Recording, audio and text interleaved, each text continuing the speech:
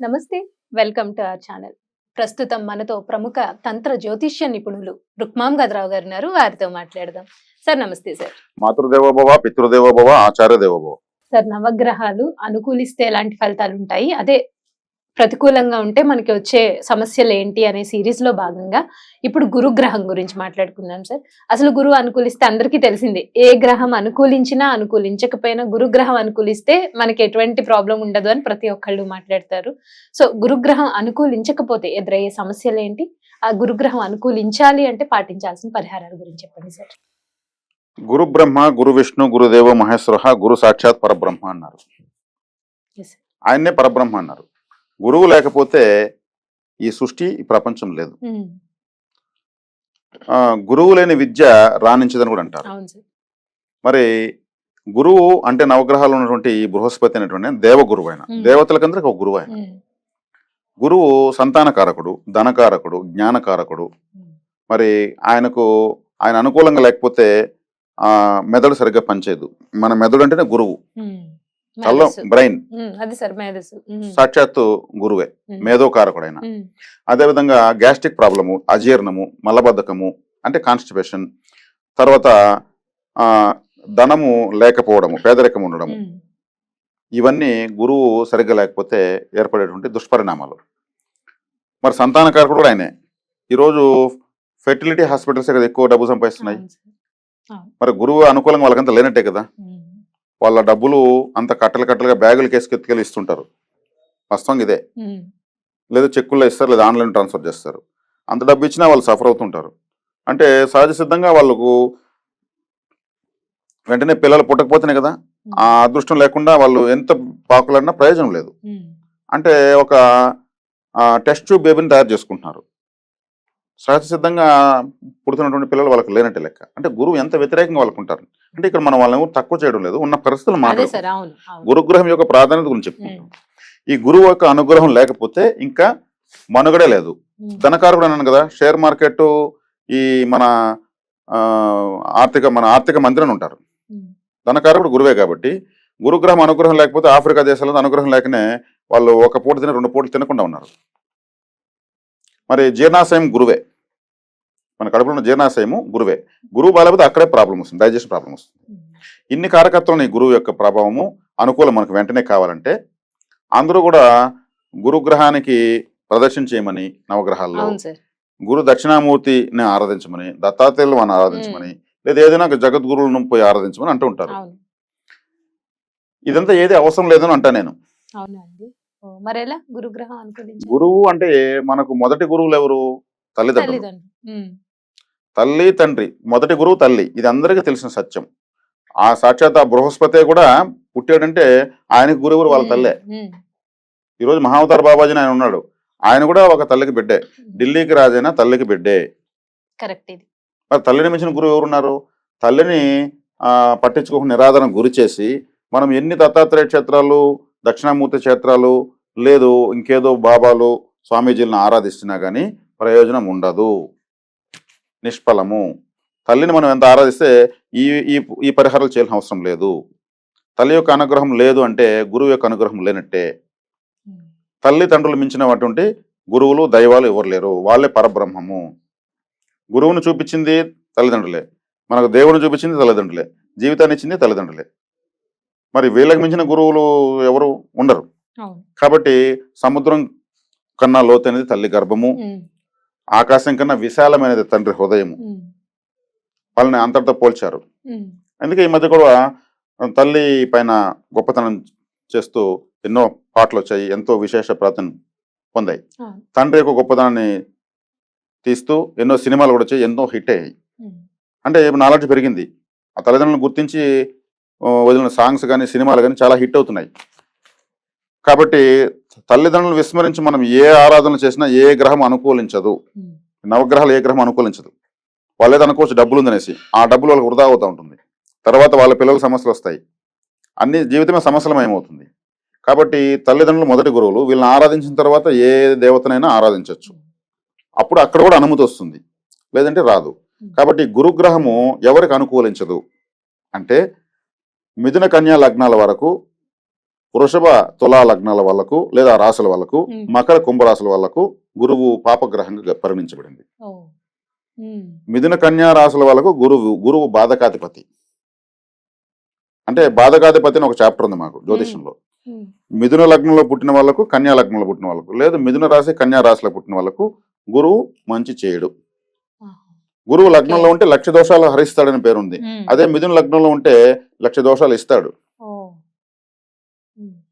మొహమాటానికి కారకుడు గురువే. ఉమ్. ఖచ్చితంగా మాట్లాడలేకపోవడానికి ఆ మొహమాటం అనే దాంతోనే వాళ్ళ పూర్తి జీవితాన్ని కోల్పోతారు. కాబట్టి ఈ గురువు బాధకాధిపతిని బాధించే గ్రహమే కదా. కాబట్టి మిథున కన్యా రాశుల వాళ్ళు గురువు యొక్క ఆదరణ పొందలేరు. నేను అంటూ ఉంటాను మిథున లగ్నంలో పుట్టిన వాళ్ళకు చిన్నప్పుడు స్కూల్లో మీకు ఎవరైనా వాంటెడ్గా కొంతమంది టీచర్స్ మీకు యాంటీగా ఉన్నట్టు అవునవును సార్ అవును గురువు గారు మాకు నన్ను ఎందుకోగా తెలియదు నేనంటేనే కాదు నాకు మార్కులు రాసినా కూడా వాళ్ళు వేరని. జాతకంలో గురుగ్రహం వ్యతిరేకం ఉంటే వీళ్ళకు కొంతమంది ఉపాధ్యాయులు వాళ్ళని చూస్తేనే కోపం వస్తూ ఉంటుంది. వాంటెడ్గా టార్గెట్ చేస్తుంటారు. వీళ్ళు మిథున లగ్నంలో పుట్టుంటారు లేదా కన్యా లగ్నంలో పుట్టుంటారు లేదా మకర కుంభరాశిలో పుట్టుంటారు. గురువు 6 లగ్నాల వాళ్ళకు 6 రాశుల వాళ్ళకు పాపి, మిగిలిన 6 రాశుల వరకు లగ్నాల వాళ్ళకు శుభగ్రహం. ఈ గురువు అవయోగగా కొంతమందికి ఉంటాడు. అవయోగం అంటే యోగం ఇవ్వడు. ఎవరికి అవయోగం వస్తే వాళ్ళు మళ్ళీ గురువులను ఆశ్రయించద్దని చెప్తాను నేను. పీఠాలను సన్యాసులను ఆశ్రమాలను గురువులను బాబాలను దగ్గరికి వెళితే జీవితం కాలిపోతుంది చెప్తాను. నిజమే గురువుగారు నేను సో గాడ్ నేను పూజిస్తున్నాను గురువుగా భావించి నిజం మీరు చెప్తున్నది వాళ్ళు ఒప్పుకుంటారు. ఇక్కడ గురువు అవయోగం ఉన్నాడు లేదా బాధకాధిపతిగా ఉన్నాడు. ఆ బాధకాధిపతి దశ వస్తే ఆ దశ 16 సంవత్సరాలు బాధపడాల్సిందే. మరి అటువంటిప్పుడు ఏం చేయాలంటే ఆ కారకత్వం టచ్ చేయకూడదు. అవయోగాన్ని విస్మరించాలి, యోగాన్ని స్వీకరించాలి. గురువు అంటే లడ్డు, తినేటువంటి లడ్డు. గురువు అవయోగం వస్తే లడ్డు తినకూడదు, లడ్డు దానం ఇవ్వాలి. చిన్న చిన్న లడ్లు చేపించుకుని దానం ఇస్తూ ఉంటే ఏమవుతుంది, అవయోగాన్ని దానం ఇస్తున్నాము, యోగం స్టార్ట్ అవుతుంది. అదే శుక్రుడు యోగ్గా ఉంటారు కొంతమందికి. శుక్రుడు అంటే బూందీ. ఈ లడ్డు తీసి వాళ్ళ చేత్తో వాళ్ళే నలిపి బూందీ చేసి దాన్ని దానంగా ఇస్తూ ఉంటే పంచుతా ఉంటే లిక్విడ్ క్యాష్ వస్తుంది. ఇది తంత్రం. కాబట్టి గురుగ్రహము అందరికీ యోగించాలంటే యోగించుడు ఆయన. నేను చెప్పిన లగ్న రాశుల వాళ్ళకి ఆయన యోగించుడు. అది ఎప్పటికీ యోగించడం లైఫ్ అంతే. ఒక్కసారి by birth chart life time ఉంటుంది. మరి ఈ జ్యోతిషంలో చాలా మంది చెప్తున్న వాళ్ళు మీకు చక్కగా ఈ వారం గురుబలం వచ్చేసింది, మీరు పట్టినల్లా బంగారం అంటుంటారు. గురువు వీళ్ళ జన్మజాతకంలో అవయోగంగా ఉంటాడు, వీళ్ళ జన్మజాతకంలో బాధకాధిపతిగా ఉంటారు. అప్పుడు గురుగ్రహం యోగించదు. ఆ పరిహారాలు చెప్తారా మరి? ఖచ్చితంగా చెప్తాం. ఇప్పుడు గురువు జన్మజాతకంలో అవయోగ బాధకాధిపతిగా ఉన్నప్పుడు గురువు యొక్క ఆశీర్వాద అనుగ్రహం ఉండదు. వీళ్ళు చక్కగా తల్లిదండ్రులు సేవించడమే బెటర్. గ్రహ పరిహారం చేసేదానికన్నా తల్లి సేవ తండ్రి సేవ చేస్తా ఉంటే ఆ దోషం కట్ అయిపోతుంది. తల్లిదండ్రుల ఆశీర్వాదం ముందు యమధర్మరాజు పాసమే బలహీనమైంది. కాబట్టి తల్లిదండ్రులు మించిన సేవ గురుసేవ ఇంకొకటి ఈ ప్రపంచంలో లేదు. కాబట్టి గురుగ్రహము మీకు అనుకూలంగా ఉందా లేదనేది జాతకంలో చూసుకున్న తర్వాత ఆరాధించాలన్నా వద్దనేది తెలుస్తుంది. కాబట్టి గురువు పరమ పాపి ఎవరికంటే కన్యా మిథున రాశుల వాళ్ళకు, తులా వృషభ రాశుల వాళ్ళకు. తులా వృషభ రాశుల వాళ్ళకి ఎందుకంటే వృషభ తుల రాశులకు అధిపతి శుక్రుడు. ఆయన కూడా ఒక గురువే. ఆయన రాక్షస గురువు, ఈయన దేవగురువు. ఇప్పుడు భీముడు ఒక పక్క, దుర్యోధనుడు ఒక పక్క, మధ్యలో ఒక వ్యక్తి కూర్చున్నాడు అనుకోండి జైల్లో. మధ్యలో ఉన్న వ్యక్తి పరిస్థితి ఏంటి? వాళ్ళిద్దరు బద్ధ శత్రువులు, ఒకరిని చూసి ఒకరు కాదు. మధ్యలో ఇతనున్నాడు, అంత టెన్షన్ ఉంటుంది. శుక్రుడు గురువు అంటే ఈయన దేవగురువు, ఆయన రాక్షస గురువు. కాబట్టి ఈ శుక్రుడు యొక్క రాశులైనటువంటి వృషభ తులా రాశుల వాళ్ళకు గురువు యోగించడు, తన శత్రువు కదా. కాబట్టి ఈ రాశుల వాళ్ళు గురువు యొక్క పరిహారాలు చేసే కొద్దికి ఇంకా నష్టాలు పెరుగుతాయి. ఈ సూక్ష్మాలు తెలుసుకొని గ్రహాలను యాక్టివేట్ చేసుకుని నేర్చుకోవాలి. మనకు కలిసి ఇప్పుడు మనకి ఇంజక్షన్ ఒకటి వేసి శాంపుల్ వేస్తారు, ఈ ఇంజక్షన్ పడుతుందా లేదని, తర్వాత దాన్ని వేసుకోరు. అట్లాగే కలిసాని గ్రహాన్ని ఆ పరిహారం చేయకూడదు. కలిసి వచ్చే గ్రహాన్ని యోగం ఇచ్చేదాన్ని స్వీకరించాలి, అప్పుడు యోగం పెరుగుతుంది. ఈ సూక్ష్మతతో వెళితే మనము ఆ అనుకూలతలు అనేది వేగంగా తీసుకోవచ్చు. ఇక గోచారంలో ఉన్నటువంటి విషయాలు మనకు అనవసరము. అవి గోలేషడల గ్యాస్ లాంటివి, దేనికి పనికిరావు అవి. ఈ వారం కాదు, మనం రేపు ఈ వారం ఫలం చూస్తే రేపు వారం బతుకమా మనము. మన జీవిత ఫలమే కావాలి. జీవిత ఫలం కావాలంటే జాతకంలో ఉన్నటువంటి గ్రహ సంచారాన్ని చూసుకోవాలి.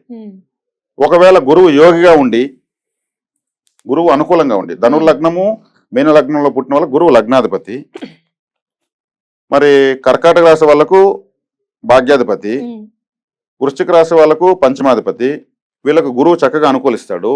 మరి వాళ్ళకు పిల్లలు పుట్టరు. గురువు యొక్క నేను చెప్పినట్టు వ్యతిరేకత ఉన్నట్టే కదా. అంటే వాళ్లకు నిర్జీవ రాశి అని ఒకటి ఉంటుంది. నిర్జీవం అంటే ప్రాణం ఉండదు. ఆ రాశిలోకి వెళ్ళి గురువు కూర్చుంటాడు. సంతానకారకుడు వెళ్ళి నిర్జీవ రాశిలో నక్షత్రంలో కూర్చున్నప్పుడు ప్రాణమే ఉండదు, అప్పుడు పిల్లలే పుట్టరు. దీన్ని పరిశీలించుకోవాలి. కాబట్టి గురువును ఆరాధించుకోవాలంటే తల్లిదండ్రుల సేవ చాలు, ఇంకా వేరే ఏ సేవ అవసరం లేదు. గురువును బలపరచుకోవాలనుకుంటే జాతకరీత్యా చూసుకొనేసి బలపరచాలన్నా విస్మరించాలన్నా. విస్మరిస్తే యోగం వస్తుంది, అవయోగం ఉన్నప్పుడు. యోగం ఉన్నప్పుడు యాక్టివిటీ ఎలా చేసుకోవాలి. గ్రహాల యొక్క అనుకూలత ప్రతికూలతలు చాలా విచిత్రంగా ఉంటాయి, చాలా సూక్ష్మంగా ఉంటాయి. మనము కండ్లు మూసుకొని కండ్లకు గుడ్డ కట్టుకుని ప్రయాణించకూడదు. క్లియర్గా చూస్తూ మనము ఇసుక చక్కెర వేసే చీమలు ఏం చేస్తాయి, చక్కెర ఎత్తుకుంటాయి కదా, అలాగే ఎత్తుకోవాలి ప్రతి విషయాన్ని. కాబట్టి ఇది చాలా ఇంపార్టెంట్ ప్లానెట్, ఎందుకంటే క్యాష్కి సంబంధించింది, డబ్బుకు సంబంధించింది. ధనం మూలం ఇదం జగత్, డబ్బు లేకపోతే జీవితం లేదు. అప్పుడు అదే గ్రహం వ్యతిరేకంగా ఉంటే దాన్ని విస్మరించి కూడా అనుకూలం చేసుకోవచ్చు. తత్సంబంధం ఆహారం ఏది, లడ్డు. లడ్డును దానం ఇచ్చే కొద్దీ డబ్బు వస్తుంది. ఒకవేళ అదే వ్యక్తి లడ్డు తినాలంటే దాన్ని పగలగొట్టే తినాలి, దాన్ని తుంచేస్తుంది, అవయోగం చేయాలి దాన్ని.